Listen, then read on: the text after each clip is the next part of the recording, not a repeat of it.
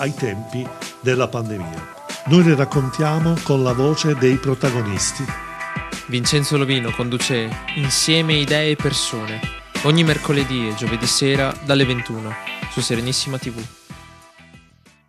Eccoci in diretta, benvenuti, bentornati Insieme idee e persone. Come sapete il nostro talk show che va in diretta qui dagli studi di Rubano, di Canale Italia, canale 15 digitale terrestre, ma non solo, anche Facebook e YouTube, perché non ci facciamo mancare nulla, facciamo vedere, ecco, grazie a regia, il nostro tutorial, come si fa. Basta andare sulla pagina Insieme delle Persone TV, c'è la nostra diretta, c'è la possibilità quindi di guardare esattamente tutto quello che succede nella trasmissione, basta cliccare, andare su questa finestra grigia, mettere guarda la diretta e compare esattamente tutto quello che sta succedendo con uno sfasamento di 15-20 secondi. Oggi abbiamo tantissimi ospiti, se avete visto il programma, veramente interessanti, e oggi però ci concediamo una pillola di informazione medico-scientifica, però non voglio assolutamente parlare di Covid, anzi è tutto il contrario, parliamo di un atteggiamento possibilmente costruttivo, parliamo di posturologia e qui abbiamo in studio due medici che sono un riferimento qui per il Veneto in questo settore, quindi per 10 minuti non vi perdete questo momento particolare, parleremo solo di posturologia. Ne parliamo con il dottor Alfredo Marino, medico chirurgo odontoiatra di Vicenza. Benvenuto dottore. Buonasera, grazie. E poi invece abbiamo una conferma, il dottor Cristian Berton, medico chirurgo ortopedico, posturologo, medicina sportiva di Venezia. Bentornato. Buonasera. Dottore. Grazie. Allora, ho detto, dottor Marino, ho detto, lei è un riferimento nel nord-est qui per la posturologia perché ha cominciato tanti anni fa, il primo a creare l'abbinamento, a capire che dietro all'aspetto della masticazione, dietro all'aspetto legato proprio alla contrazione dei denti della mandibola, c'era anche una cosa legata quindi alla postura, mal di schiena. Io dico in maniera semplice, ovviamente. Ci vuole un po' spiegare cos'è questa cosa della posturologia? Vabbè, questa cosa della posturologia è legata ai denti, lei intende? Certo. Quando io ho incominciato a lavorare come ortodontista, perché io faccio l'ortodontista come specialità, mi sono reso conto che il semplice, il banale in qualche modo raddrizzamento dei denti non corrispondeva probabilmente alla salute che stavamo ricercando nel paziente, al quale noi stavamo creando una nuova masticazione e quindi logicamente si poteva pensare anche una nuova salute orale. E quindi ho cominciato a cercare delle spiegazioni a questo sentimento, a questa idea che avevo e mi sono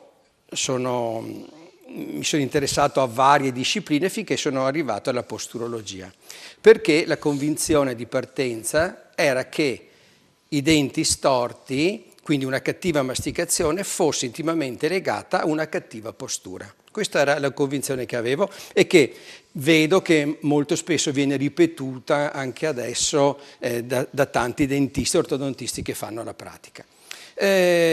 Studiando, approfondendo, avendo anche la fortuna di essere caduto con delle persone, diciamo i padri della posturologia, abbastanza rapidamente mi sono reso conto che in realtà il legame che c'è tra la relazione che c'è tra una malocclusione, cioè i denti storti, e una cattiva postura, non è di tipo meccanico, ma è solamente, vorrei dire, di tipo sensoriale.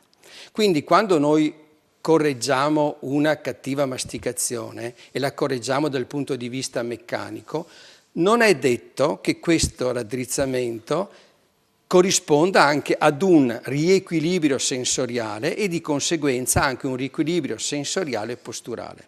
Questo è un po' l'errore che è molto frequente. Tanti dicono, ok, raddrizziamo la bocca, raddrizziamo i denti, una linea mediana, una seconda classe, una terza classe, insomma delle malocclusioni, e in questo modo, per forza di cose, dovremo avere anche un miglioramento della postura. In realtà non è proprio così, anzi vorrei dire che è esattamente il contrario. E allora quindi io ho incominciato a cercare delle metodiche per fare in modo che il raddrizzamento dei denti corrisponda ad un vero riequilibrio sensoriale e di conseguenza un riequilibrio generale. Benissimo, quindi dottore si è spiegato benissimo, perché io sto sempre attento che i termini siano il più possibile fruibili dagli amici a casa, però ecco una sorpresa per voi, prego la regia di far vedere la prima slide. Ho recuperato un po' di materiale, sì, grazie. Così lo facciamo vedere anche a casa, il dottor Bertone, vediamo, ecco qua, dottore, ci vuole un po' spiegare cos'è questo, perché per noi questo è un po', vabbè, a parte il fatto che magari bisogna un po' avvicinarsi, ma ci vuole un po' spiegare cos'è, Bertone. Allora, questa slide è una slide didattica comunemente utilizzata a scopo scientifico dei corsi per istruire i nuovi studenti e ricalca quelle che sono le 4 forme cliniche che possiamo avere, cioè le forme pseudovertiginose, le forme dolorose, con questo intendiamo dolori distribuiti in tutto il corpo. Cito la fibromialgia come regina di queste patologie, una patologia molto diffusa. Poi c'è una dispersione orale che anche questa ha svariati sintomi che magari andremo a vedere, e poi c'è la forma cognitiva, e anche in questo caso possiamo citare tutti i disturbi specifici dell'apprendimento, non per ultima, anzi per prima, la dislessia. Un nostro medico ben conosciuto francese cura solamente bambini dislessici, ha deciso di intraprendere la sua attività solo in questo settore. Noi abbiamo deciso di allargare il campo. Cosa dire? Una cosa cura l'altra. Una cosa cura l'altra. Ci tenevo a dire soprattutto che il dottor Alfredo Marino ha approcciato questa disciplina dal punto di vista della bocca, dal punto di vista odontoiatrico. Io ho ripercorso lo stesso percorso fatto dal dottor Marino, partendo dal punto di vista ortopedico. Primum movens per me è stato visitare un bambino che doveva essere operato di piede piatto e alla fine siamo riusciti a trattarlo senza il bisogno di essere operato. Da lì ho deciso anch'io di intraprendere questo percorso, che mi ha portato a fare conoscenza ed amicizia col dottor Marino, il quale ringrazio in questa sede pubblicamente per i suoi lavori fatti in precedenza e per i lavori che sono orgoglioso di fare anche talvolta in collaborazione. Benissimo. Ecco, allora abbiamo qui, ho creato, mentre prego la regia di lasciare sempre i nomi dei medici sotto, così gli amici a casa potranno identificarli. Facciamo vedere, regia, la slide che abbiamo preparato per voi, dottori, patologie e disfunzioni. Quindi che cosa succede? Ecco qua, scritto un po' piccolo perché le cose sono tante, però cosa succede? Quali sono i sintomi che dovrebbero far capire che c'è qualcosa da migliorare sotto l'aspetto della posturologia? Un sintomo tipico, specie nei bambini, è quello del bruxismo, stringere i denti di notte, oppure l'agitazione notturna, accompagnato anche da incubi o fasi di irrequietezza notturna, si muove molto durante il sonno. Poi il russare durante il sonno o l'affaticamento presente già al mattino, come se non fosse mattina, ma come se la giornata fosse già passata. Poi i tipici disturbi scolastici, tipo impressione di leggere senza capire, oppure essere disturbati dal suono e non capire quello che l'insegnante sta dicendo, e la concentrazione in classe che viene molto disturbata. E su questo ci sono dei lavori proprio del dottor Marino che dimostrano l'importanza del suono sulla percezione che abbiamo dell'ambiente esterno, su come il suono può disturbare. Chiaramente a questi lavori di ricerca della causa sono seguiti lavori di ricerca anche della cura e dei trattamenti per queste possibili patologie. Patologie che chiamerei disfunzioni, scusate il termine improprio che ho usato. Bene, quindi, dottor Marino, in sostanza voi individuate in base al malessere che una persona, quando fate l'approccio con il cliente, voi capite in base a quello che il paziente dice, e cercate di intervenire sulla, diciamo, fate una regolazione diciamo, io uso termini semplici, ovviamente, una regolazione del corpo proprio per permettere di bilanciare, di avere una corretta dimensione di quelli che sono gli stimoli esterni che arrivano al corpo. Dico, a maggior ragione, dottore, in questo periodo in cui tutti siamo inevitabilmente stressati, voi perché comunque siamo bombardati da certi giornali che ci raccontano purtroppo certe cose negative, vuoi l'essere costretti in casa, vuoi a gestire anche le relazioni all'interno di casa. Io immagino la mamma costretta a tenere i figli in casa tutto il tempo, in DAD per esempio, in didattica a distanza, e quindi a subire anche uno stress proprio fisico, quindi siamo un po' stressati anche fisicamente. Sì, certo. E quello che si deve capire è che se un bambino o un adulto ha la fortuna, perché Madre Natura gli ha regalato questa fortuna, di essere in un equilibrio buono, anche in una situazione come quella che stiamo passando tutti in questo momento, non subirà delle grosse modifiche. Le grosse modifiche vengono fuori, passare il termine, quando il paziente ha una sindrome da deficit propriocettivo e che magari non è ancora uscita completamente fuori, ma che questa aggressione che abbiamo subito tutti noi per questo fatto di essere chiusi in casa, magari in una casa anche con 2 stanze, quindi la mancanza di movimento, il fatto di essere sempre davanti ad uno schermo di un computer, questo non fa altro che infiammare il problema. Ed è per questo che occorrerebbe prendere delle precauzioni per cercare di evitare il più possibile che avvenga questo. Voglio dire, una precauzione banale, ma veramente banale, sarebbe quella di fare ogni 15-20 minuti degli esercizi, tipo chiudendo gli occhi o facendo dei movimenti con gli occhi un po' specifici che qualsiasi ortottista conosce, per fare in modo che per esempio i muscoli degli occhi si rilassino di tanto in tanto. Oppure banalmente, anche se chiaramente non va a modificare, anche se non andrà a modificare il reale stato del paziente, però fare anche quel minimo di attività motoria può essere quel minimo di aiuto per evitare di trovarsi in una situazione complessa.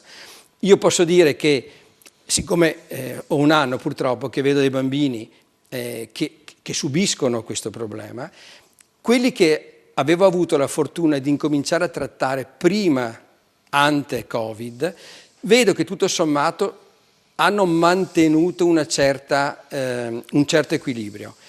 Invece capitano dei bambini in questo momento che sono veramente in una situazione molto molto molto difficile proprio a causa di questa situazione. Bene. Ecco, allora, dottor Berton, vuole concludere? Il tempo, ahimè, a nostra disposizione sta terminando. Vuole concludere con un auspicio, un consiglio da dare ai nostri telespettatori? Ecco, magari veda lei, insomma, cosa assolutamente dire. Sì, visto il tema che abbiamo affrontato questa sera, direi che la nostra macchina corporea deve essere messa in ordine quanto prima, forti anche del fatto che siamo chiusi in casa. Come ha appena detto il dottor Alfredo Marino, i disturbi vengono amplificati. Io la volta scorsa in questa trasmissione dissi che bisogna fare attività fisica, cosa assolutamente importante che ripeto anche oggi, però chiaramente bisogna mettere la macchina in ordine, in equilibrio psicomotorio. Abbiamo i mezzi per farlo, sfruttiamoli. Ecco, benissimo. Allora io veramente vi ho invitato con estremo piacere, dottor Marino, dottor Berton, perché comunque credo che questa sia la risposta giusta che Insieme alle Persone vuole dare agli amici a casa. Non parlare solo delle cose che non vanno, che si potrebbero migliorare, ma dare una possibilità in questo momento ai bambini a casa, che magari stanno anche i genitori, i bambini che sono un po' costretti a casa, che non hanno purtroppo la valvola di sfogo delle attività sportive, perché ricordiamoci che poi dopo la scuola c'era la danza, c'era la pallacanestro, il calcio, e purtroppo queste cose oggi non ci sono. E allora magari se ci sono veramente persone che possono sentire il bisogno di valutare qualcosa di diverso, io credo che sia questa l'opportunità che vuole dare Insieme alle Persone di sentire una campana diversa rispetto ad altre situazioni. Quindi l'intervento del dottor Marino e del dottor Berton sono proprio funzionali a questa nostra aspettativa di dare un contributo, anche un'idea nuova ai nostri telespettatori a casa di come certe cose possono essere prese anche e considerate anche da un altro punto di vista. Quindi saluto e ringrazio per la disponibilità il dottor Alfredo Marino, medico chirurgo odontoiatra da Vicenza, e il dottor Christian Berton, medico chirurgo ortopedico, traumatologo e posturologo e medicina sportiva di Venezia. Ecco, non mi resta che dire, dottori, grazie per quello che state facendo, avete tutto il mio sostegno, veramente un abbraccio di cuore, grazie ancora, e non ci resta che dire la sigla adesso, poi lo sacchetto pubblicitario e continuiamo con la nostra trasmissione. Non mancate. Non c'è un po' la macchinazione, non c'è una politica scarsa.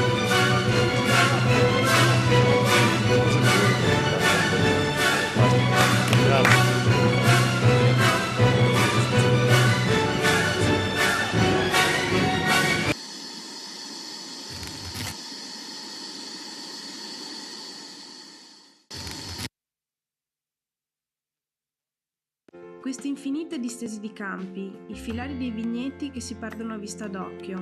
Non c'è da stupirsi che mio nonno ne sia rimasto affascinato 60 anni fa.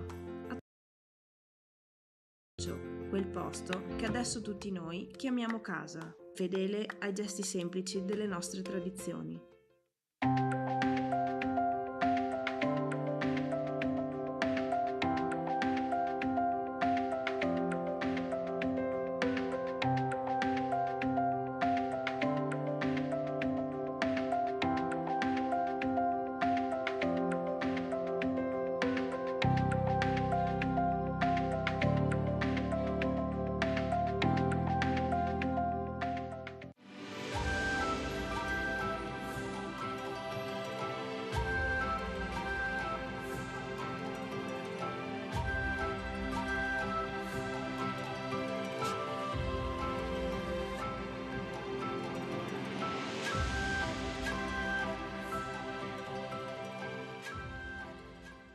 Rolex, Omega, IWC, Cartier, Audemars Piguet, Radime, da oltre 10 anni, esperienza e passione è al servizio di chi vuole acquistare un orologio di prestigio con la massima garanzia e serietà. Ma ricorda, se vuoi vendere il tuo orologio di prestigio, Radime te lo acquista alla massima valutazione. Radime, Viale Nino Bixio 31, Treviso.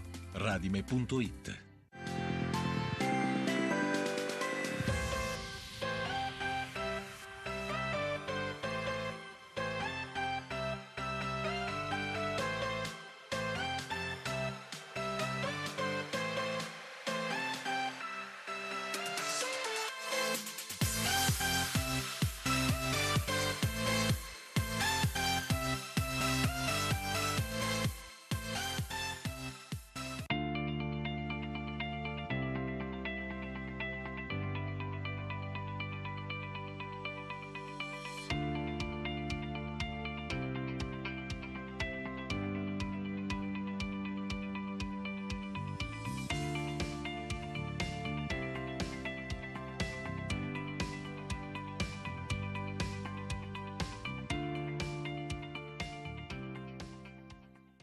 Queste infinite distese di campi, i filari dei vigneti che si perdono a vista d'occhio. Non c'è da stupirsi che mio nonno ne sia rimasto affascinato 60 anni fa. Ha trasformato una vecchia latteria in un caseificio, quel posto che adesso tutti noi chiamiamo casa, fedele ai gesti semplici delle nostre tradizioni.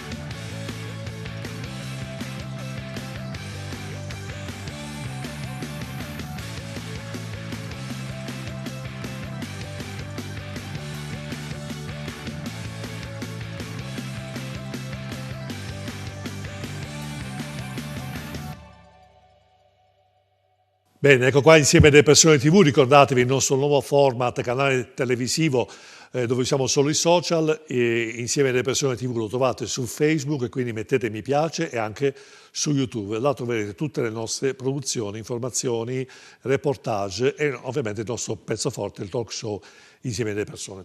Ecco, grazie ancora Insieme alle Persone TV. Quindi, come dicevo, abbiamo visto un'esperienza veramente bellissima del dottor Marino, diciamo, un luminare nel settore antesignano della posturologia. È venuto qui in studio in diretta a parlare di posturologia assieme al dottor Bertone, quindi 12 minuti, 14 minuti intensi in cui abbiamo parlato di queste cose. Adesso invece comincia il talk show, quello che siamo abituati e siete abituati a sentire, a vedere, ad ascoltare. Abbiamo qui in studio l'avvocato Cristian Azzolin, consigliere comunale capogruppo Fratelli d'Italia Tiene, provincia di Vicenza. Grazie, buonasera a tutti. Buonasera avvocato. Cesare Busetto invece, che è segretario del Partito dei Veneti da Venezia. A tutti. Buonasera. Cristian Bottaro, che invece è il sindaco di Villanova di Campo San Piero, che è una cittadina in provincia di Padova.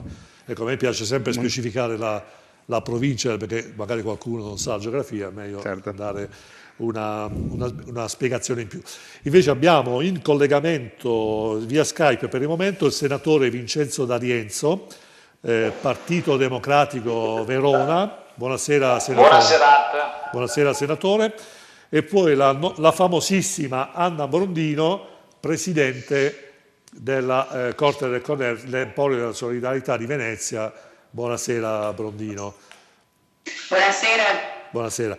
Ecco, allora, Azzolin, l'altro ieri, se non sbaglio, sì, ieri c'è stata una protesta molto, molto forte da parte dei commercianti a Roma davanti al Parlamento, cariche dalla polizia, si dice che si siano intrufolati estremisti di destra, insomma gran caos. La Morgese oggi ha detto proteste inqualificabili.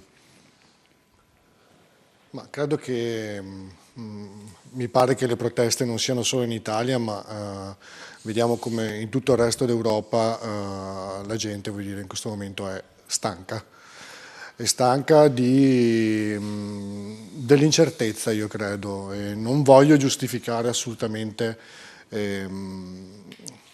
questi soggetti che in qualche maniera possono, così come dicono, ma bisogna accertarlo, infiltrarsi, in qualche maniera sobillare la gente, ma credo che obiettivamente questo clima di assoluta opacità e di mancanza di informazioni chiare ormai da un anno da parte del governo stia portando all'esasperazione, oltre al fatto che c'è una drammatica situazione economica che non possiamo tacere.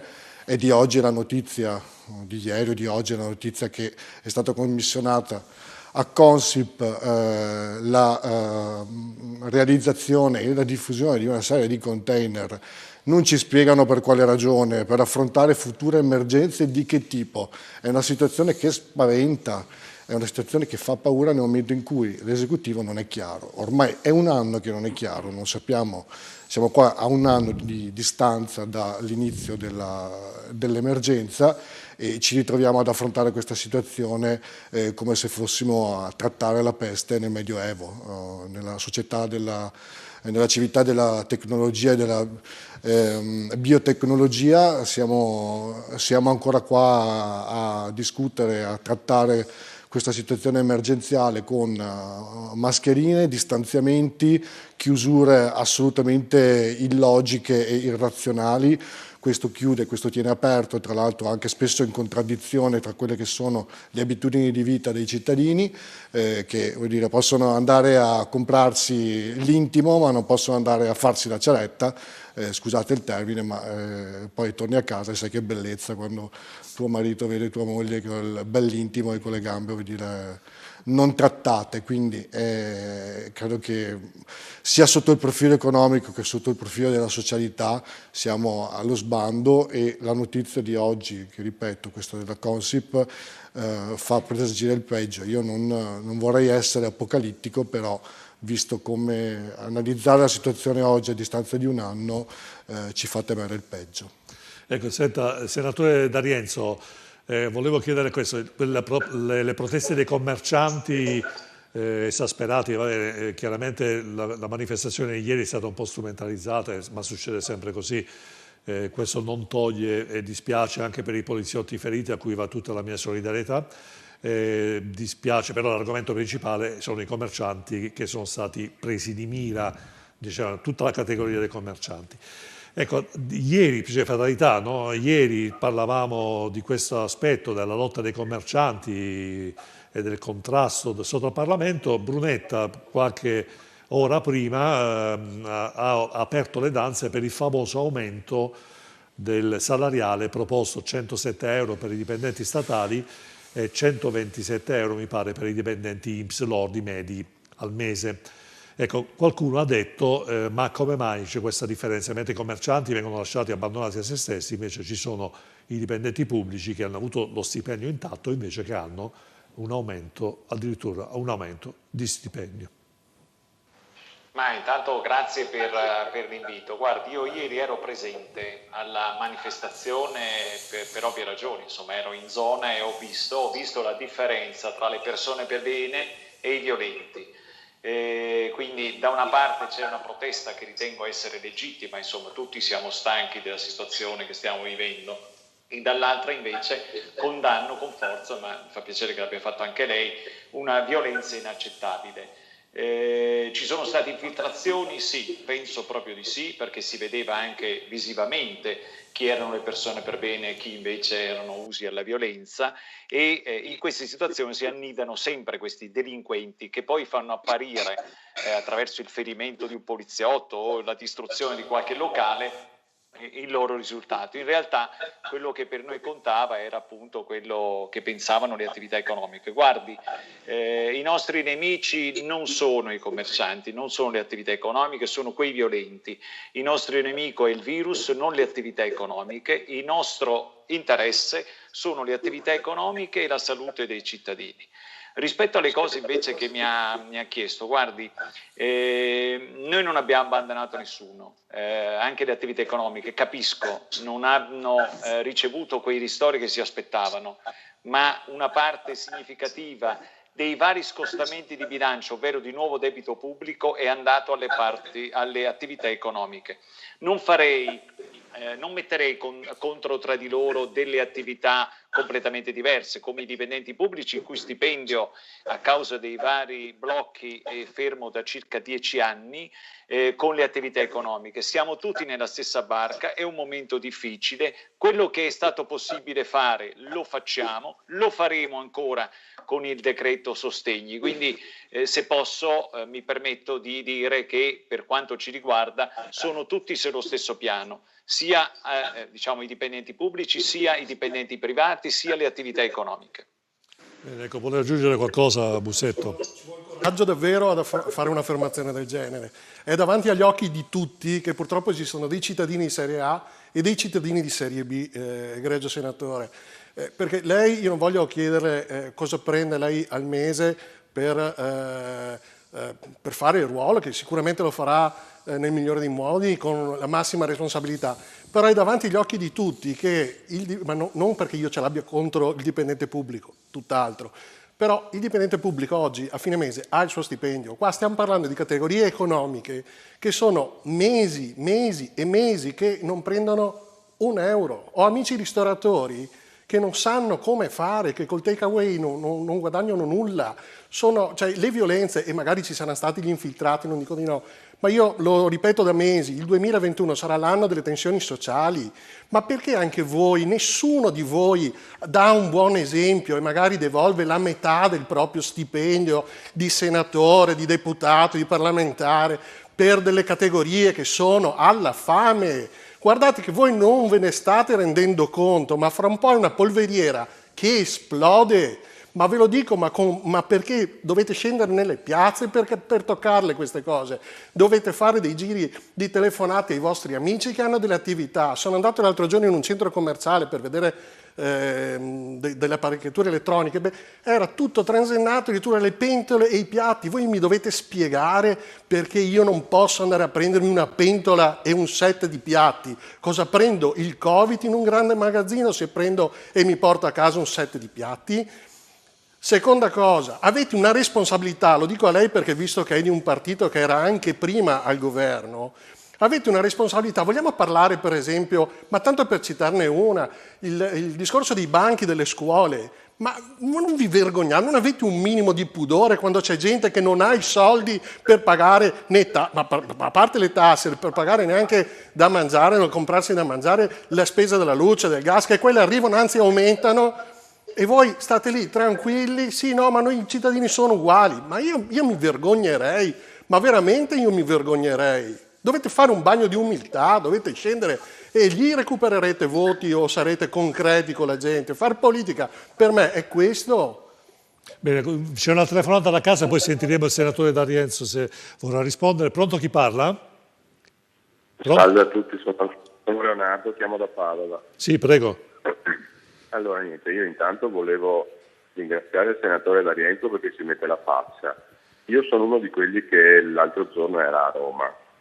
Io vorrei solamente capire come si permette di dire che non hanno abbandonato nessuno. Ma state scherzando? Avete idea di quello che sta succedendo nel paese? Il 50% del paese è nella fame nera. Ci sono attività che sono chiuse da 13-14 mesi, non incassano una lira, sono pieni rasi di debiti. Non sanno come andare avanti. C'era gente che piangeva disperata ieri. Questo è vero, grazie. Grazie della testimonianza. Purtroppo dobbiamo andare, non me ne voglia l'amico a casa, ma dobbiamo andare avanti. D'Arienzo, se la sente di replicare? Certamente. Grazie. Ma guardi, io sono di una serietà assoluta. Oserei dire che il populismo non muore mai, è una brutta bestia. Neanche di fronte alla morte di migliaia e migliaia di italiani si ferma, anzi pensa di lucrare su questo per dire che gli altri sbagliano. Guardi, io sono convinto delle cose che abbiamo fatto sia nel Conte 2 e sia con il governo Draghi. Nonostante siano cambiate le forze politiche a sostegno, diciamo il fulcro delle decisioni non è cambiato. Noi abbiamo sempre cercato di sostenere tutto quello che era possibile sostenere, quindi attraverso la cassa integrazione le migliaia di lavoratori che non hanno lavorato e attraverso i ristori di vario genere dei sostegni economici alle attività economiche. Noi sappiamo bene che questo non è sufficiente, vero? Lo sappiamo benissimo, sappiamo bene che dando 5.000 euro a un'attività economica non si riesce a pagare l'affitto, l'IMU, la Tasi e tutte altre cose ancora. Le conosciamo bene queste cose qua, diciamo purtroppo la situazione è questa, che ha a che vedere con la situazione di cassa del nostro paese. Purtroppo non possiamo permetterci quello che vorremmo, ma soprattutto con l'allungamento dei tempi riferiti sia alla campagna vaccinale sia purtroppo alle 3 ondate epidemiche che ci hanno investito, ragione per la quale abbiamo in diversi momenti degli anni, sia 2020 che 2021, dovuto prendere dei provvedimenti restrittivi. Ma visto che io sono colui che prende i soldi a sbafo e non sono in grado, ancora non ho sentito da coloro che sono intervenuti qual è la controproposta. Magari è più intelligente, più idonea, sono pronto ad ammetterlo. Le categorie economiche non reggono più, senatore, non possono più andare avanti così. Ci sono delle categorie economiche che devono aprire, ma le faccio un esempio. È normale che io non possa andare a prendere le scarpe, posso solo prendere delle scarpe di bambino, un negozio da esperto solo per le scarpe da bambino e non per le scarpe normali. Queste cose qua vanno cancellate. Un ristorante che è aperto a mezzogiorno ormai deve aprire anche la sera. Ma vogliamo parlare del coprifuoco delle 22? Non siamo mica in guerra adesso, basta. Guerra i francesi, i tedeschi, lo erano gli inglesi, i finlandesi, i portoghesi, gli spagnoli. Guardi, io le do ragione solo, mi scusi, mi permetta, io le do ragione solo su una cosa che ha detto. En passant però è focale. Lei ha detto chiaramente, purtroppo i ristori non li stiamo dando, però non ci sono i soldi. Mi pare di aver intuito questo che lei abbia detto. Purtroppo è così. Ed è questa la realtà, perché la Germania sta ristorando da un ristoro del 75%, ho letto oggi, del fatturato. Ma noi siamo distanti anni e luce, siamo al 70-60% di cose, di un mese. Cioè capisce che, giustamente lei dice non ci sono i soldi, allora diciamolo chiaramente, non fingiamo, non ci sono più i soldi, l'Italia è un paese fallito, noi lo diciamo da anni, almeno da 10-12 anni, l'Italia è un paese fallito, abbiamo da ricostruire un paese, per noi, viva il Veneto indipendente perché questa è la mia linea, però bisogna essere concreti, questa è la realtà, non ci sono i soldi. Sentiamo Bottaro, senta, adesso ha detto una cosa interessante, Busetto, non ci sono soldi, il senatore D'Arienzo aveva accennato la stessa cosa, però oggi leggevo sui giornali e dicevano ci sono soldi invece, ci sono soldi... I ristori e la cassa integrazione, noi abbiamo dovuto sforare il bilancio in 5 occasioni, per una cifra che si avvicina ai 150 miliardi di euro a debito. Questa è la prova del fallimento di questa politica. È un fatto. Questa è la prova che state sbagliando tutto. Questa è la prova che la vostra politica è fallimentare. Non è con i ristori che ne usciamo. E dopo un anno siamo ancora qua che parlate di ristori con i risultati che vediamo, che sono evidenti, come ha ben evidenziato. Scusi, non ho capito la sua proposta, però. Sto dicendo dove avrebbero preso i soldi e dove, qual è la sua proposta? Voi state, ma non sarà certo con la politica dei ristori, con uno Stato, vuol dire il cui bilancio, mi lasci parlare un secondo.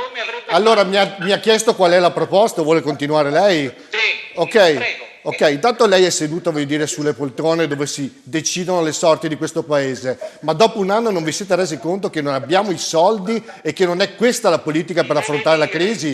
Con i ristori, il vostro unico sforzo, vuol dire, sono modificare il bilancio, avete fatto 5 modifiche sul bilancio. La soluzione è aprire, come è stato detto. E trovo tra l'altro offensivo che lei si rivolga allo spettatore che ha chiamato prima dandogli del populista, non so se l'ha dato a lui o...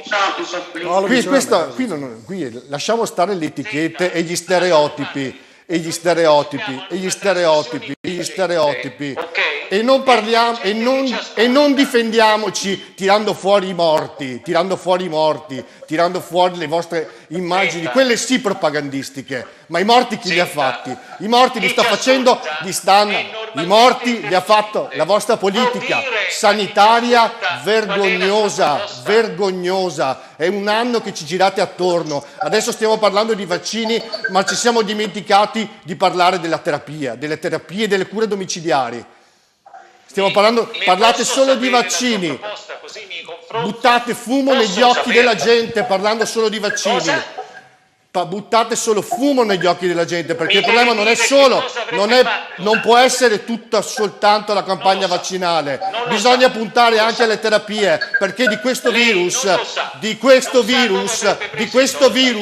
non muoiono tutti, abbiamo visto le percentuali, tra l'altro spesso, voglio dire, sappiamo benissimo che moltissimi hanno messo in dubbio le statistiche. Io non sono qua, non sono un medico, non sono un virologo, non sono uno statistico, però di questa malattia si guarisce, si può essere curati. Vogliamo parlare anche delle terapie? Ecco, scusa, sentiamo, senatore, scusi un secondo, volevo sentire per io che non sono uno scienziato. Azzolin, volevo sentire la Azzolin. Senatore, mi scusi, volevo sentire per cavalleria anche, sentiamo l'Azzolin, poi sicuramente senatore potrà, vedo che vuole dire qualcosa, signora Bondino. Sì, allora intanto volevo far presente che mi dispiace per chi ha parlato prima che bisogna aprire, ma bisogna aprire come dobbiamo aprire. Faccio presente, l'avevo detto anche la scorsa trasmissione, mio marito ha preso il Covid, si è fatto 21 giorni di ospedale in terapia subintensiva e noi non siamo ancora riusciti a capire dove ha preso la malattia, e questo è un dato, e con lui ancora tantissime altre persone sono negli ospedali. Quindi prima di dire di aprire, secondo me bisogna fare una riflessione sul come aprire, come tra virgolette liberare, lasciare andare le persone a fare una vita normale. Tema 1. Tema 2, mi permetterei di dire al senatore, mi scusi non mi ricordo il nome, le chiedo perdono, Il tema, Da Rienzo. chiaramente sappiamo tutti che non ci sono i fondi, però guardi, io mi occupo di povertà in questo momento. Forse all'inizio è stato sbagliato qualcosa. Invece di dare degli aiuti a pioggia, come è stato dato all'inizio, dico forse perché io non sono uno statista, non ho le competenze, però direi che sono una casalinga normale, di quelle che fanno una vita normale. Ce ne sono molte donne brave che fanno le casalinghe, che potrebbero essere degli ottimi ministri delle finanze. Forse perché sa bene in questo momento. Sì, è vero. Ecco, quindi quello che mi permetto di dire è che forse gli aiuti, invece di essere indirizzati a pioggia, sarebbe stato più opportuno fossero un tantinello più mirati. Credo che gli italiani in realtà vogliano lavorare più che avere sussidi. Quindi l'idea, secondo me, potrebbe essere di aiutare un tantino in maniera più sostanziosa le aziende che potrebbero naturalmente generare posti di lavoro. Forse mi dà l'impressione che questo non sia stato fatto all'inizio. Adesso forse un qualcosina, però si rende conto anche lei, senatore. Forse è vero, non ci sono i soldi, però è vero che un anno è lungo per un'azienda rimanere chiusa, no?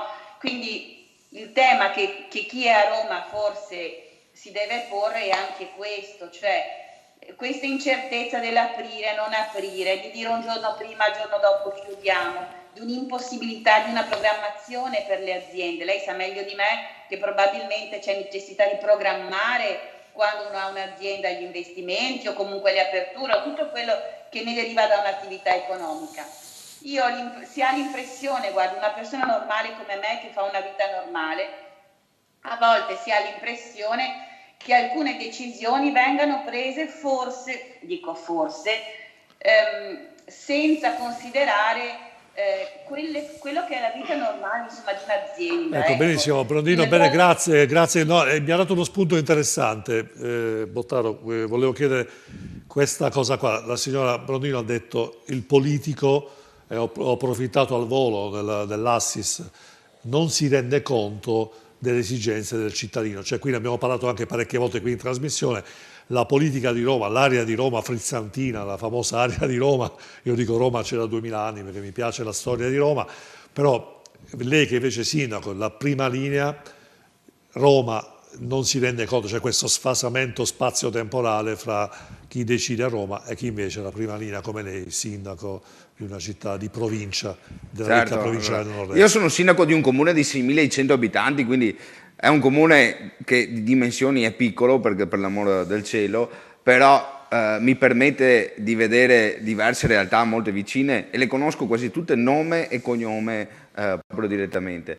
E a Villanova di Campo San Piero c'è il ristoratore, a Villanova di Campo San Piero ci sono i bar, a Villanova di Campo San Piero ci sono diverse categorie. E ciò che mi preoccupa da sindaco è l'aspetto sociale, ma anche la salute interiore di queste persone.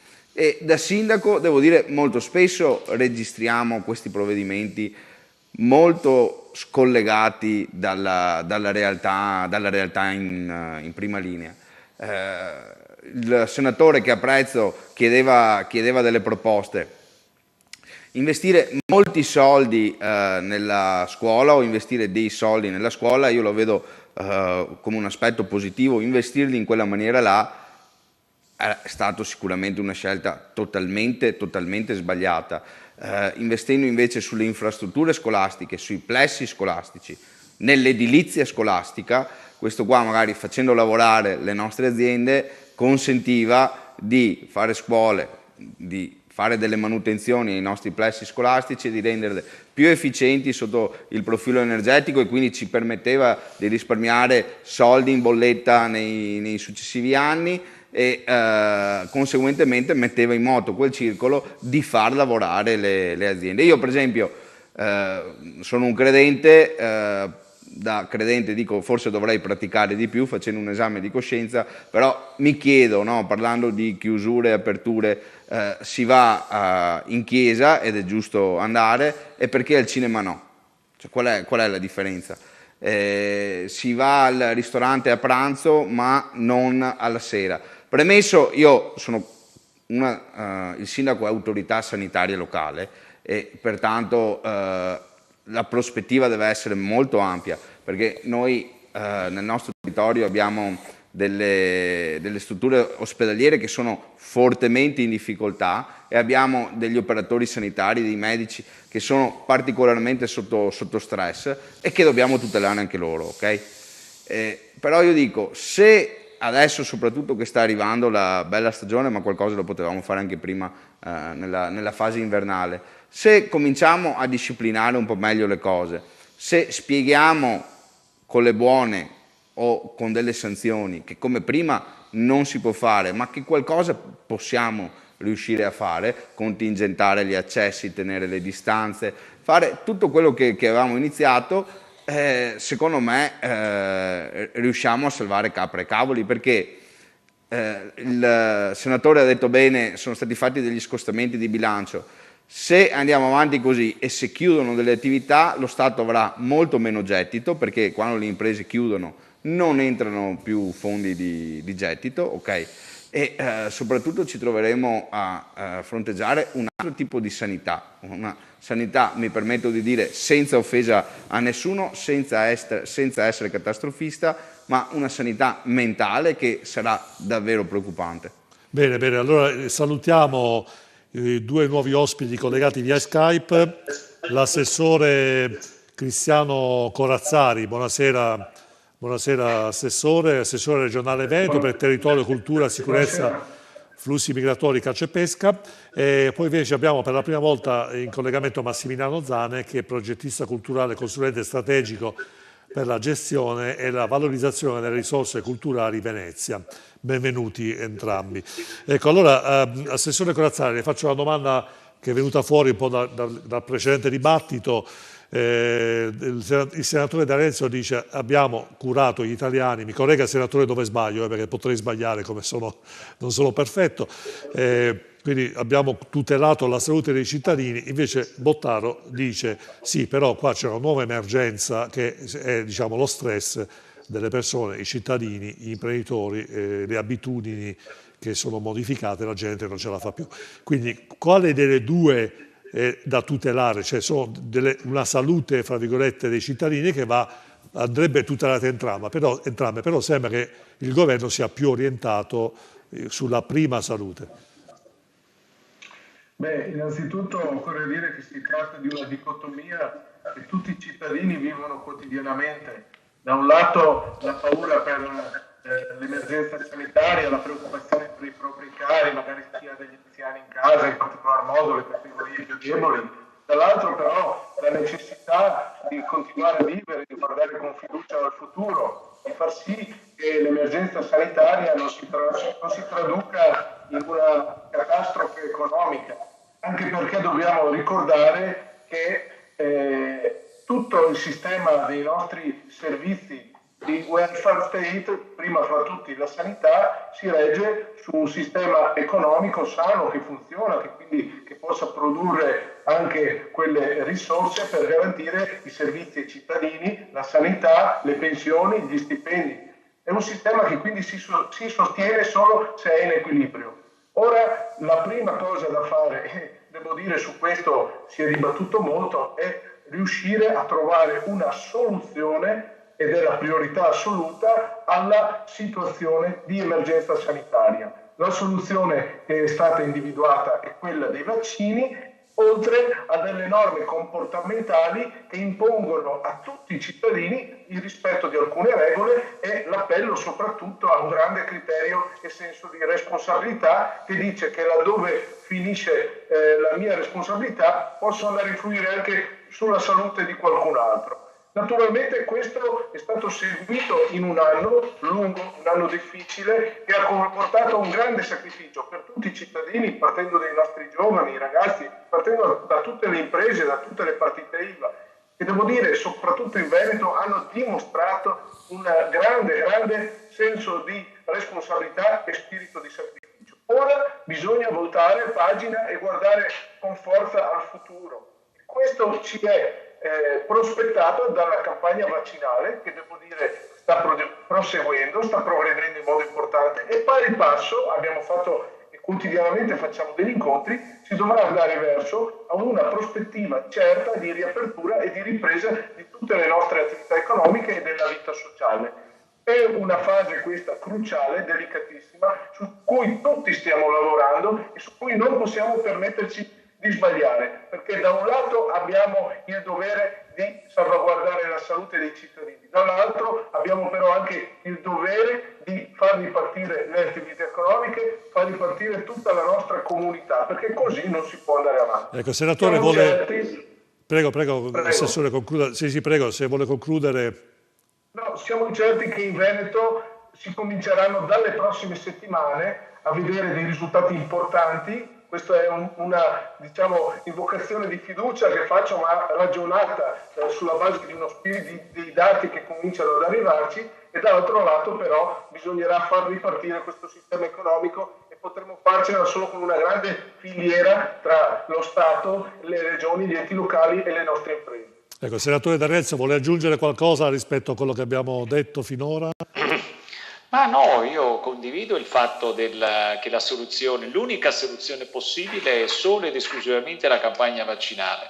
Più procede speditamente quella, soprattutto mettendo a tutela e in sicurezza le categorie più deboli, le persone anziane, i malati cronici, insomma, quelle categorie che sono state definite, più sono tutelate quelle persone, più è possibile aprire. Quindi se le cose dovessero andare come previsto, ma ai noi non è un problema italiano, è un problema nel mondo che non riusciamo a trovare i vaccini che servono, più si vaccinano le persone, più è possibile aprire. Io sono molto positivo che entro il mese di maggio noi avremo delle possibilità che oggi sono insperate. Molto è legato però alla fornitura dei vaccini. Per quanto riguarda invece le cose che si dicevano prima, guardi, io sarò velocissimo. Noi abbiamo fatto più volte la comparazione con i provvedimenti presi dagli altri paesi europei e i provvedimenti non sono dissimili. Di fronte alle 3 ondate epidemiche non ci sono stati provvedimenti simili. Come è noto, la Germania addirittura chiede un altro mese di lockdown. Prendo ad esempio la Germania, ma è in tutta Europa che sta avvenendo così. Come abbiamo fronteggiato la cosa? Con diversi provvedimenti, e per sostenerli abbiamo chiesto 5 scostamenti di bilancio, cioè derogare a ciò che avevamo detto nelle leggi di bilancio, cioè fare nuovi debiti. Ne abbiamo fatti per 150 miliardi di euro per pagare ristori, sostegni, cassa integrazione, sanità straordinaria alle persone che ci lavorano. Cioè tutto questo denaro non è stato buttato via. Lo stesso blocco dei licenziamenti, ad esempio, è stato finanziato in maniera importante. Quindi di fronte a questo sforzo che è servito per reggere, non per far sviluppare, vero, ma per reggere la pandemia, abbiamo l'altra straordinaria opportunità che è il Piano Nazionale Ripresa e Resilienza. Ci sono 209 miliardi rispetto ai quali possiamo potenziare la sanità, la scuola, le cose che dicevo e che condivido del sindaco. Benissimo. Una nota finale: queste scelte sono sempre state condivise ai tavoli con ANCI, UPI e Conferenza Stato-Regioni, quindi quando sento che non c'è stato coordinamento faccio fatica a capire a che cosa si riferisce in particolare. Parlando di coordinamento non solo con le amministrazioni locali, ma addirittura anche con i cittadini, abbiamo assistito a dei DPCM pubblicati o annunciati la domenica sera e il sabato sera che disciplinavano l'apertura o meno delle scuole e che impedivano alle mamme di riorganizzarsi. Cioè, in questo io vedo lo scolamento nelle cose basilari, ma dopo le dico anche un'altra cosa. Mi raccomando una cosa importantissima: il Recovery Fund. Cioè, questa opportunità che ci arriva non la possiamo assolutamente sprecare e dobbiamo utilizzare questi soldi per un vero rilancio, e bisogna sburocratizzare in maniera importante i cavilli, tutte le procedure, perché qua veramente rischiamo davvero di perdere un treno importante. Perfetto, a proposito di questo, Busetto, la mia preoccupazione, il sindaco mi ha anticipato una riflessione, mi ha letto nel pensiero. Io sono seriamente preoccupato perché abbiamo una struttura, cioè una struttura organizzativa che è burocratica, che è famosa anche se Conte in una conferenza stampa dell'anno scorso ha detto dobbiamo sburocratizzare l'Italia, io sto ancora aspettando, semmai io vedo ancora più burocrazia, passatemi il termine, però arrivano questi soldi su un carrozzone arrugginito che fa acqua da tutte le parti. Sono veramente preoccupato, cioè che una struttura inefficiente possa disperdere questo patrimonio. Penso sia una preoccupazione di tutti questa valanga di soldi che arriva, e c'è un po' la corsa, non dico all'accaparramento di fondi, penso solo al settore green, cioè ci sono dei settori dove veramente si fa quasi fatica a pensare, a elaborare in velocità su dei temi come poter spendere al meglio questi soldi che arriveranno. Ma capisco benissimo le preoccupazioni dell'amico sindaco di Villanova di Campo San Piero, perché e di nuovo c'è uno scollamento secondo me tra chi sta a Roma e chi vive il territorio tutti i giorni. E vengo incontro anche a quel discorso che diceva la signora, non ricordo il nome. Chiaramente aprire non vuol dire aprire domani si apre tutti, libera tutti e si esce fuori. Bisogna usare chiaramente la testa e l'intelligenza, cioè ci saranno delle categorie che possono aprire. Si faceva prima l'esempio del ristorante, perché è aperto a mezzogiorno e alla sera non lo posso aprire? Lo apri anche alla sera, cioè non possiamo più aspettare, ci sono delle categorie che no, e ve lo dice una persona che per esempio lavora su eventi, grandi eventi, è un anno che non esistono più teatri, cinema, cioè c'è stata fatta la riapertura dei teatri, ma avete idea della programmazione? C'è anche l'assessore Corazzari, mi fa piacere che la programmazione che serve per aprire una stagione teatrale, cioè non è apriamo i teatri, sì, adesso i teatri si possono aprire, ma stiamo parlando la stessa lingua o stiamo parlando di cose veramente astruse, stiamo guardando, cioè non ci sono soldi e questo l'abbiamo appurato. I ristori sì, in Germania parlano, lo sentivo anche prima alla radio per venire qui, di chiudere ancora, però è facile, stai a casa chiuso, se ti pago lo stipendio ai dipendenti e ti do il 75% del fatturato. Ma chiaro che uno chiude, dice va bene, c'è la pandemia, è sotto gli occhi di tutti, stiamo a casa. Poi, altra questione delle cure domiciliari, è fondamentale. Qui in Veneto abbiamo dei medici come Riccardo Zumski, che sono stati paladini delle cure domiciliari innovative, quando invece si è andava avanti a tachipirina. E adesso anche il TAR ha dato ragione al suo gruppo di medici e a persone come lui. Ma sono mesi e mesi che questi medici lavorano H24 e hanno salvato vite umane. E ora viene riconosciuto che effettivamente ci sono degli altri sistemi per curare a casa, per aggredire in maniera veloce e non aspettare, come si diceva all'inizio. Cioè vanno cambiati anche i protocolli. Ma in tutto questo sistema è passato un anno, non è che stiamo parlando degli inizi della pandemia, è passato un anno. La burocrazia regna sovrana. Sentiamo telefonata da casa, pronto? Pronto? Sì, chi parla? Sì, salve, Giovanni dalla provincia di Padova. Prego, prego. Volevo chiedere gentilmente se per caso ci sarà qualcuno che pagherà per tutti i morti che hanno fatto sia dentro gli ospedali che fuori, perché la gente non si cura più perché hanno chiuso tutti quanti i servizi ospedalieri, che partano chi deve pagare dall'alto fino in basso, vuol dire tutta la politica. Grazie Giovanni, grazie. Purtroppo questo è un tema che abbiamo già affrontato, delle persone che nessuno ne parla, quelle persone che sono morte indirettamente per mancanza di cure, mancanza di trapianti, mancanza di assistenza post-ospedaliera. Però volevo fare una domanda all'avvocato Azzolin. Allora, non ci sono soldi, a parte il fatto che questi soldi sono extra bilancio, quindi sono stati spesi con l'autorizzazione di Roma, di Bruxelles, e sono debiti che graveranno sulle nostre spalle e sui nostri figli. Però io invece vedo che non ci sono soldi, però alla fine soldi per il reddito di cittadinanza, i soldi sono aumentati. Soldi per i migranti ci sono, soldi per le primule.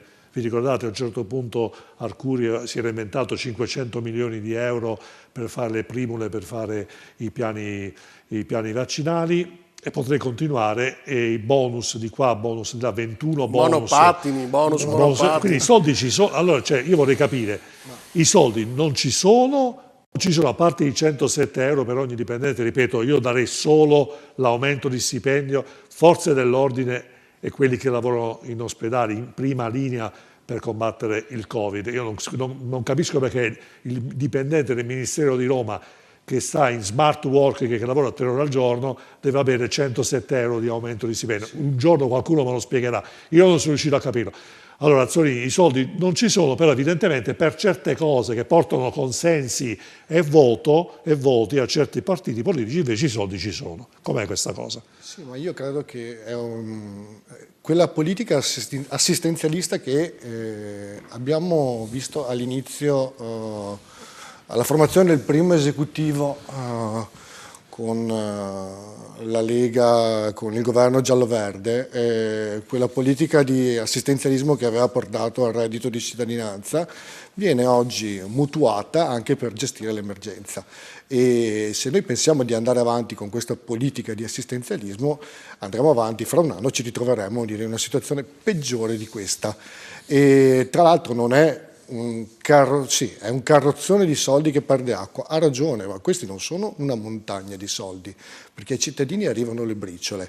Si accontenteranno forse per un mese, per 2 mesi, anche coloro che ricevono il bonus di qua e il bonus di là. In realtà, come diceva giustamente lei, cosa succederà? Che questi sono alla fine soldi che vengono prestati, dovremmo restituirli. Il che mi dà ulteriore conferma del fatto che in questo momento siamo un paese a tutti gli effetti commissariato dall'Unione Europea, ci stanno dando il contentino, cercano di creare delle false illusioni e noi nel frattempo stiamo subendo, molti stanno zitti, pochi protestano, ieri a Roma hanno protestato, secondo me giustamente, lasciando stare quelli che hanno poi attaccato la polizia e spaccato le vetrine dei negozi, che tra l'altro è assolutamente un controsenso. Stiamo protestando per salvaguardare le attività commerciali e non solo, perché non c'è solo il commercio, e poi andiamo a fare questi tipi di azioni. Per questo dico che secondo me è chiaro che c'è sono un state po', strumentalizzate. c'è anche qualcosa che non quadra in quello che è successo ieri. Il fatto è che, ripeto, questa politica fatta di ristoro. Sì, buonasera direttore, sono Sebastiano D'Apano. Sì, prego Sebastiano. Io ieri ho visto purtroppo la rivolta sia a Roma, sia a Napoli, sia a Milano. Purtroppo questo bisogna stare attenti, perché è un qualcosa di pericoloso, perché parecchi anche i giornalisti in TV fanno vedere che c'è un'attenzione sociale. Questo è vero, però non ce la dobbiamo purtroppo prendere con dei poliziotti che ci tutelano a noi, quindi non bisogna picchiare alle forze dell'ordine. Per me l'unica protesta che farei, non pagare le tasse per 6 mesi, non pagare né affitto, non pagare nulla, chiudere le attività, e quella è la migliore protesta.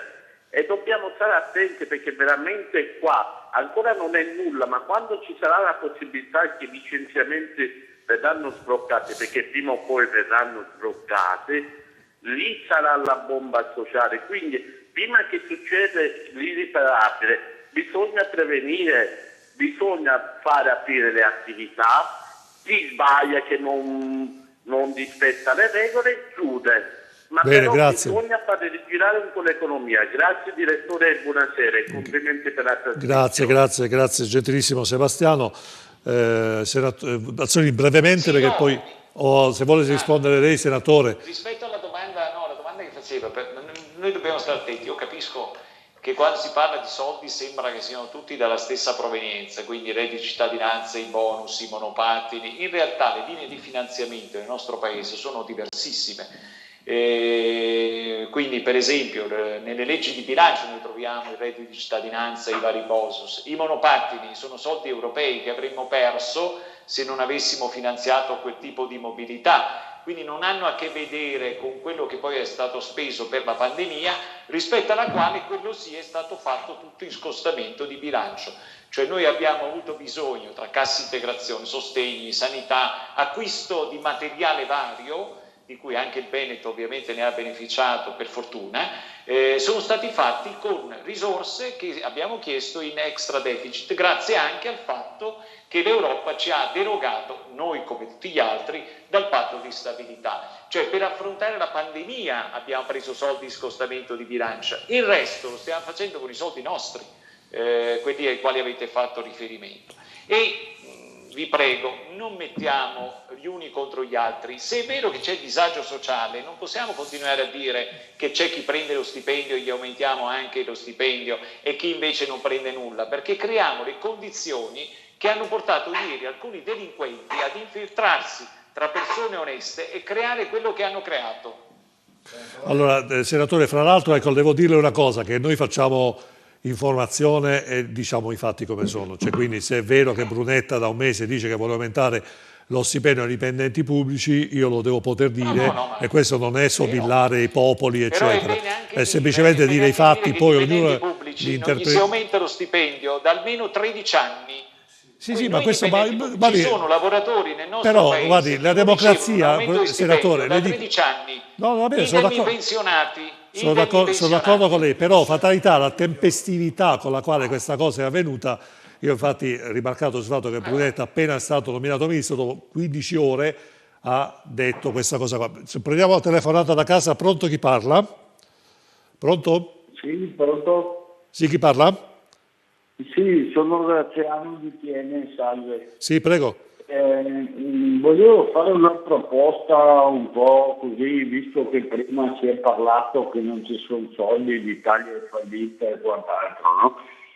Cioè, così tanto per dare un esempio del fallimento che è in atto, cioè anche i politici con quegli stipendi che hanno non producono PIL, non è il caso che magari sia così da togliersi qualcosa dai 8, 10.000, 12.000 euro che prendono al mese, così tanto per avvicinare anche la gente alla politica che mi sembra che da un po' di tempo siano molto distanti, no?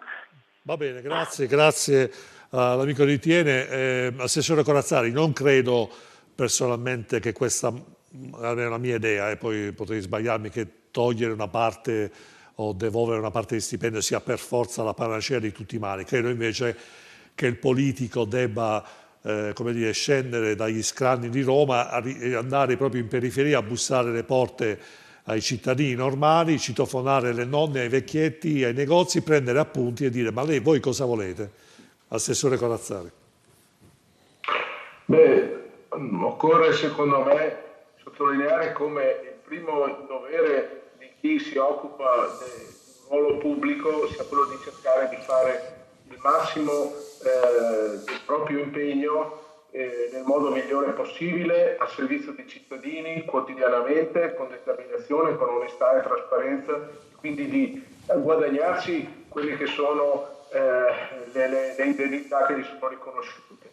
Poi è anche corretto dire che dare un esempio è importante e pertanto laddove ci sono delle situazioni di emergenza noi tutti abbiamo la possibilità di devolvere una parte delle nostre indennità su un conto regionale che è stato istituito nell'imminenza della pandemia proprio anche dalla Regione Veneto. Noi tutti consiglieri abbiamo contribuito con una parte, ma questo al di là è una scelta che io ritengo ognuno debba poter fare, di dare una mano in una situazione difficile. Ma fuori da ogni ipocrisia, e penso che chi fa bene il proprio lavoro e lo fa con onestà, trasparenza e determinazione ha già fatto la sua parte in modo importante, perché non condivido neanche la posizione di chi dice che chi si occupa della cosa pubblica non debba percepire assolutamente niente, perché questo ci farebbe tornare indietro ai tempi in cui l'attività politica veniva fatta solamente da chi aveva le possibilità economiche, da chi era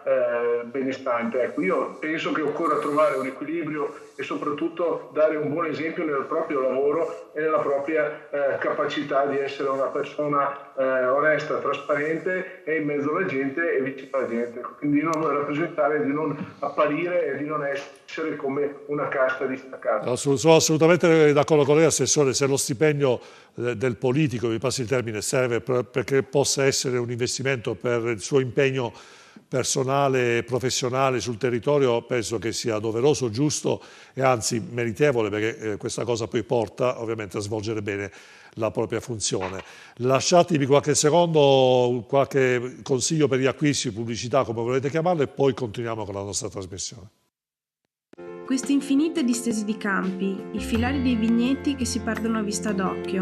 Non c'è da stupirsi che mio nonno ne sia rimasto affascinato 60 anni fa.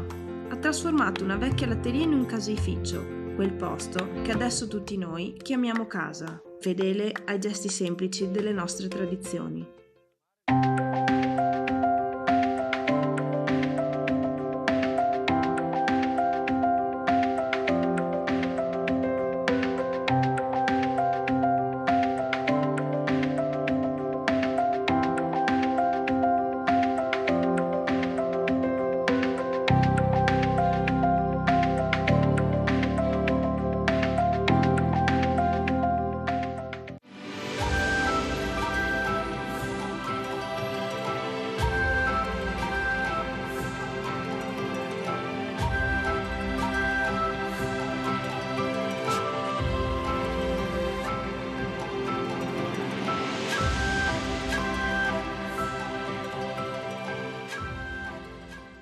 Rolex, Omega, IWC, Cartier, Audemars Piguet, Radime, da oltre 10 anni, esperienza e passione è al servizio di chi vuole acquistare un orologio di prestigio con la massima garanzia e serietà. Ma ricorda, se vuoi vendere il tuo orologio di prestigio, Radime te lo acquista alla massima valutazione. Radime, Viale Nino Bixio 31, Treviso. Radime.it.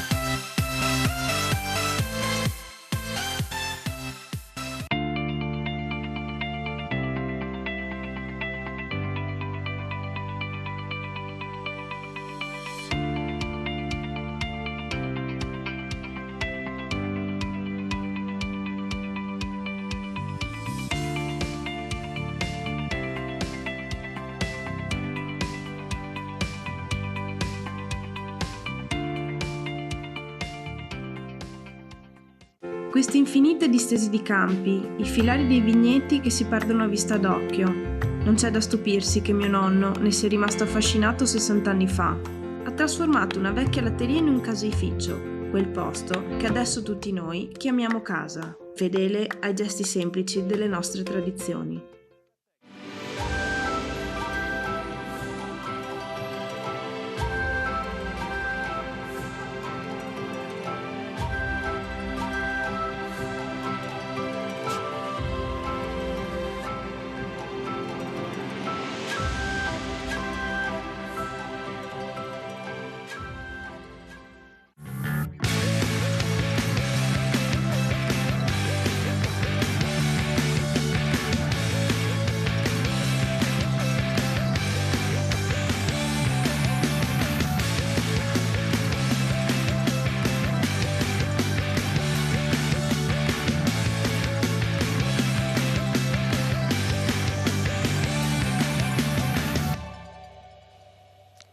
Bene, ringraziamo e salutiamo insieme delle persone. Siamo fondamentalmente un canale social dove facciamo convogliare tutte le nostre iniziative, cultura, medicina, il nostro TG, il Sestante News e ovviamente il nostro pezzo forte, il talk show Insieme delle Persone, che va in onda qui sul canale 15. Quindi mettete mi piace su Insieme delle Persone TV e seguite le nostre iniziative. Massimiliano Zane, Venezia abbandonata, buonasera, abbandonata a se stessa. Buonasera. Cioè, Venezia abbandonata a se stessa. Beh, diciamo che Venezia ha abbandonato se stessa sostanzialmente.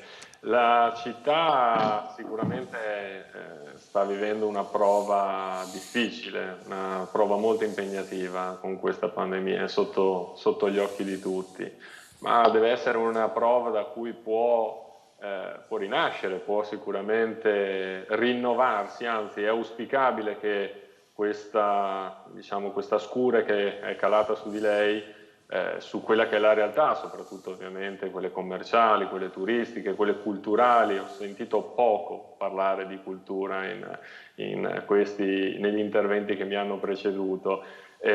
Possono diventare una risorsa, devono tornare a essere una risorsa se ben orientati, se ben riorganizzati ed essere pronti alla ripresa. Ad oggi la città in un certo senso è una barca alla deriva, senza una rotta ben precisa. Ecco, senta, professor Zani, a proposito di questo, volevo chiedere questo anno passato in sofferenza, chi in un modo, chi nell'altro, qualcuno evidentemente neanche beneficiato, determinerà un cambiamento culturale secondo lei? Cioè domani potrà essere diverso rispetto al domani che potrebbe essere stato se non ci fosse stata la pandemia?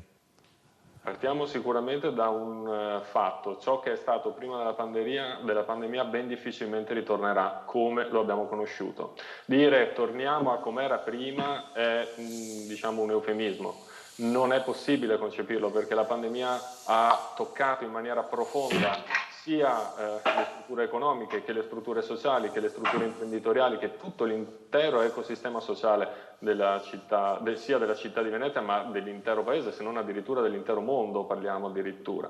Quindi la normalità che conoscevamo, che poi nel caso specifico la città di Venezia non era più nemmeno una normalità, perché era un'anomalia semplicemente assodata, semplicemente accettata per com'era, ma non era una normalità, è auspicabile che si consideri la possibilità assolutamente di non ritornare a come era prima la situazione. Ciò che prima era un'opportunità oggi è una necessità. Ciò che era il panorama su cui noi ci muovevamo, su cui la città si muoveva, ma su cui anche le attenzioni rispetto alla città, tanto le attenzioni statali dello Stato italiano, dell'attenzione dell'Europa e l'attenzione del mondo sulla città di Venezia sono cambiate, si sono modificate, e adesso noi abbiamo un foglio bianco su cui abbiamo l'opportunità di poter di riscrivere quello che sarà il nostro futuro. È stato appena accennato un particolare per quanto riguarda il PNRR. Ecco, quella è una opportunità che assolutamente è centrale per la ripresa. Io per deformazione professionale tendo a guardare alla soluzione più che a focalizzarmi sul problema. Il PNRR è un'opportunità che ci viene concessa dall'Europa, che ci mette a disposizione dei fondi, ma starà a noi saper interpretare quei fondi, allocandoli, non spendendoli, ma investendoli. Intendere già questa prospettiva vuol dire già fare un salto di qualità in quella che sarà la progettazione per la ripresa, anche attraverso quei fondi europei. Senta, professor Zani, dobbiamo andare, scusi, le faccio domande un po' veloci, siamo quasi in chiusura, però lei ha parlato di foglio bianco prima, no? Secondo lei quale sarà il nome carattere cubitali o le categorie che caratteri cubitali faranno da padroni o trainanti per il successo o il miglioramento della società? I giovani, i vecchi, gli anziani, i vecchi intendo gli anziani, gli imprenditori, i dipendenti pubblici. Adesso mi dica lei come la vede. Le comunità. La parola fondamentale su cui noi dovremo lavorare è ripristinare un equilibrio fra le comunità. Tutti potranno concorrere ovviamente a una prospettiva di ripresa, assolutamente in una maniera equilibrata. Starà ovviamente ai decisori politici mantenere in asse questo equilibrio affinché tutti possano contribuire allo sviluppo e alla ripresa, assolutamente. Tutte le categorie, da quelle turistiche a quelle della ristorazione, a quelle imprenditoriali, a quelle pubbliche, a quelle del terzo settore, a quelle culturali, tutte, se ben orchestrate, dovranno e potranno contribuire alla ripresa. E la grande difficoltà sarà proprio questa: non fare cedere i personalismi di categorie e soprattutto avere una visione in prospettiva, uscire dal vincolo e dal blocco culturale tipico italiano di rispondere in maniera energetica all'emergenza, lasciando, come dire, un po' in secondo piano la programmazione a lungo termine. Ecco, ciò su cui noi dovremo lavorare tanto sarà la programmazione, cioè sviluppare una capacità di vedere da qui a 2 a 5 anni, intervenire prontamente oggi per mettere in sicurezza e gestire la situazione, ma con la visione e l'intervento che possa guardare da qui a 5 anni. In questo senso penso alle migliaia di risorse inutilizzate, penso proprio a riscrivere il sistema culturale turistico, per esempio per la città di Venezia, ma non solo, per l'intero Stato italiano. Questa è un'opportunità importantissima per riscrivere le regole anche di un turismo accessibile, di una nuova accoglienza, di una nuova idea di accessibilità all'Italia, che non guardi solamente ovviamente all'implemento dei numeri, ma alla diversificazione del modello, per esempio turistico, del modello culturale della città di Venezia e dello Stato italiano, che attraverso questo modello può effettivamente avere benzina ad alto potenziale nel proprio motore. Ecco, sono d'accordo con lei, professor Zane. Aggiungerei anche che ogni cittadino deve sentirsi protagonista di questo, lo dico me stesso, lo dico ogni giorno a me stesso, ma anche alle persone. Approfitto di questo spunto del professor Zane, che ogni cittadino dovrà sentirsi protagonista di questo cambiamento, non piangerci addosso e superare appena possibile gli ostacoli e pensare invece ad essere protagonisti di un cambiamento che comunque ci vedrà comunque come dire, fautori, e quindi dobbiamo essere assolutamente in prima linea e propositivi, perché positivi non si può usare più, quindi propositivi. Bene Zane. Anna Brondino, naturalmente candidata al sottosegretario al MEF, perché ovviamente, come abbiamo detto, lei è il mago dei numeri, però ecco, mi dica come sta andando l'iniziativa solidale che state sviluppando a Venezia. Ecco, innanzitutto facciamo il lancio, mi spieghi bene dove siete, cosa fate, così approfittiamo un attimo per fare pubblicità a questa bellissima iniziativa. Allora, grazie direttore. Allora, noi siamo l'Emporio della Solidarietà di Venezia e lavoriamo a Cannaregio, a Venezia Centro Storico. Aiutiamo le famiglie in difficoltà con una spesa gratis. Adesso le famiglie naturalmente purtroppo sono sempre più in crescita, perché gli ingressi, le persone che chiedono aiuto sono sempre di più.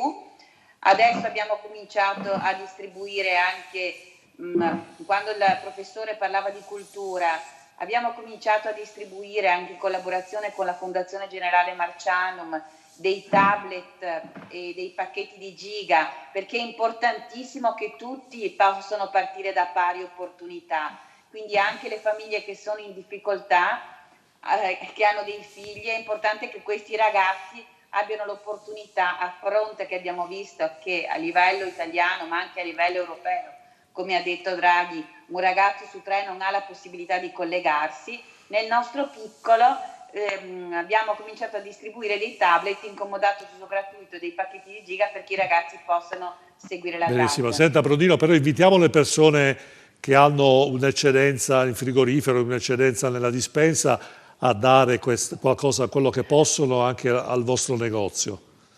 Assolutamente, le persone che hanno voglia di aiutarci, possono andare nella nostra pagina Facebook e se vogliono possono farlo sia tramite un bonifico, anche cifre piccole, a noi va bene tutto, nel senso che abbiamo bisogno dell'aiuto di tutti, oppure nei giorni di apertura dell'Emporio, che sono il martedì mattina, il mercoledì mattina e il giovedì tutto il giorno, possono venire anche a portare una spesa. Venezia è una città veramente solidale. Abbiamo sperimentato come i veneziani sappiano unirsi e sappiano aiutare la gente che è in difficoltà, quindi chiunque voglia dare una mano può venire, noi siamo a Sant'Alvise proprio, può venire a portare una spesa per aiutare chi in questo momento la spesa non se la può comprare. Ecco, benissimo, bellissima iniziativa Anna Brondino, questa cosa abbiamo detto anche un po' di tempo fa, sempre in trasmissione, ovviamente anche alle sue colleghe che state portando avanti questa cosa veramente utile, perché bisogna fare anche qualcosa di concreto. Senta, senatore D'Arienzo, prima ha detto, mi è arrivato un messaggio, ha detto bisogna vaccinare gli anziani, a proposito del piano vaccinale, però mi sa che da questo punto di vista noi siamo rimasti un po' indietro, cioè abbiamo vaccinato professori, impiegati delle US di 30 anni che magari mai hanno visto un malato in vita loro, però alla fine abbiamo trascurato proprio le persone che rischiano di più di morire se prendono il Covid. Ecco, quindi secondo lei che cos'è che non è andato alla fine perfettamente bene? La campagna vaccinale, le ordini di priorità sono stati stabiliti a livello nazionale, poi le regioni hanno adattato, sulla base delle priorità, hanno adattato le situazioni, quindi alcune scelte su alcune categorie sono state fatte dalle regioni, nel particolare per quanto ci riguarda dal Veneto, ma non mi risultano sbilanciamenti significativi tra le persone anziane, coloro che hanno delle patologie importanti, coloro che sono nel sistema sanitario e diciamo alcune categorie come quelle degli insegnanti. Non ci sono sbilanciamenti significativi. La cosa più importante per quanto mi riguarda, e quindi sostengo l'impegno delle regioni per capirci, la cosa più importante è che noi riusciamo a vaccinare il maggior numero di persone che sono a contatto con gli altri e che hanno delle difficoltà o per anzianità o per patologie, perché più siamo veloci nelle vaccinazioni di queste persone, più saremo veloci nelle riaperture. Infatti nel programma nazionale è molto probabile che entro il mese di aprile noi opereremo alcune aperture significative, ma se possiamo permettercele grazie a queste vaccinazioni che si stanno facendo. Il problema non è questo, purtroppo il problema è che non ci sono tanti vaccini nel mondo, primo. Secondo, quello che c'è, uno di quelli che c'è, l'AstraZeneca, come sapete, ha dei problemi. Certo. Anche oggi il Ministero della Sanità diramerà una circolare alle regioni per eliminare alcune categorie. Questo incide molto su quello che si sta facendo, purtroppo. Purtroppo.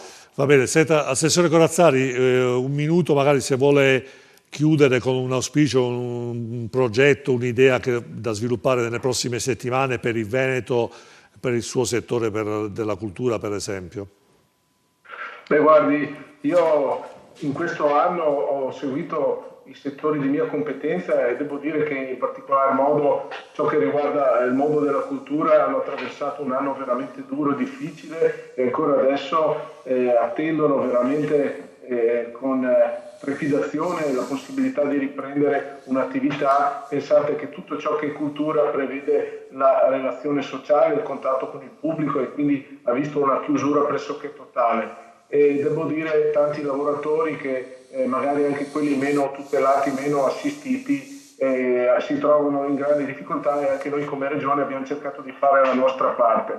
Devo però anche guardare un po' con fiducia al futuro. Io sono molto fiducioso per quanto riguarda il nostro tessuto sociale e soprattutto la nostra capacità imprenditoriale. Come Veneto abbiamo sempre dimostrato che nei momenti difficili comunque vi sono delle energie positive che ci hanno fatto superare le criticità e quindi penso che il nostro ruolo in questo momento sia quello di lavorare in modo serio e approfondito per risolvere il problema sanitario, per aiutare chi deve attraversare questa fase difficile, per guardare invece al futuro con poche regole chiare e con la capacità di investire bene le risorse che ci sono messe a disposizione. Quindi semplificazione, come è stato detto, investimenti mirati nelle infrastrutture, investimenti produttivi, investimenti al servizio del sistema economico e non assistenziali, come purtroppo abbiamo visto recentemente, e lasciare lavorare la nostra gente, lasciare liberare le energie del nostro sistema imprenditoriale, culturale, sociale, che ci sono e hanno bisogno solamente di trovare le condizioni per potersi esprimere e la sicurezza per poterlo fare da un punto di vista sanitario e da un punto di vista sociale. Quindi la politica può fare molto bene se fa il giusto, se fa il suo ruolo. Se ci vogliamo mettere a noi come politici o come sistema politico a individuare le priorità, a individuare i momenti di intervento in modo puntiglioso e con dei criteri che sono legati al passato, rischiamo di non essere al passo coi tempi. Dobbiamo liberare le energie che ci sono e guardare al futuro per quello che sarà comunque un mondo nuovo che ci aspetta, perché questa esperienza cambierà i paradigmi che abbiamo avuto nel passato, ma la strada che ci aspetta la faremo con le forze che abbiamo sempre dimostrato di avere come comunità. Bene, grazie, sono d'accordo con lei. Assessore, bene, allora siamo in chiusura, saluto tutti quanti, principalmente il dottor Christian Berton, il dottor Alfredo Marino, con il quale in 10 minuti, 12 minuti abbiamo parlato di posturologia, la possibilità per loro di intervenire sostanzialmente che chi magari in questo particolare momento accusa un po' di stress fisico. Qui in studio l'avvocato Cristiano Azzolini, consigliere comunale capogruppo Fratelli d'Italia, tiene Vicenza, Cesare Busetto, segretario Partito dei Veneti Venezia. Busetto, salutiamo il professor Zecchi, che ovviamente ricambio i saluti. Ecco, simpaticissimo professor Zecchi, che abbiamo avuto in trasmissione qui da noi, abbiamo intervistato. Cristian Bottaro, sindaco Villanova di Campo San Piero, provincia di Padova. Grazie per la disponibilità il senatore Vincenzo D'Arienzo, Partito Democratico Verona. Grazie a voi per l'opportunità. Grazie veramente sinceramente senatore del suo contributo. L'assessore, ringraziamo Cristiano Corazzari, assessore regionale Veneto per territorio, cultura, sicurezza, flussi migratori, caccia e pesca, Lega Venezia. Il professor Massimiliano Zane, con la quale abbiamo intravisto assieme all'assessore Cristiano Corazzari una possibilità di una prospettiva futura, finalmente un foglio bianco, ha detto Zane, su cui scrivere qualcosa che ci rende protagonisti, progettista culturale, consulente strategico e valorizzazione delle risorse culturali di Venezia. Anna Bordino, presidente dell'associazione Corte Reforner per l'Emporio di Solidarietà. Venezia aiuta le persone che hanno bisogno veramente di aiuto. Grazie a tutti gli ospiti, grazie alle persone che hanno chiamato da casa. Un abbraccio ai telespettatori, alle persone qui in studio, e veramente continuiamo, dobbiamo rimboccarci le maniche. Noi siamo protagonisti, non pensiamo di essere aiutati da qualcun altro, siamo noi i protagonisti del nostro presente e del nostro futuro. Alla prossima. Grazie. Non c'è un po' la macchinazione, non c'è una politica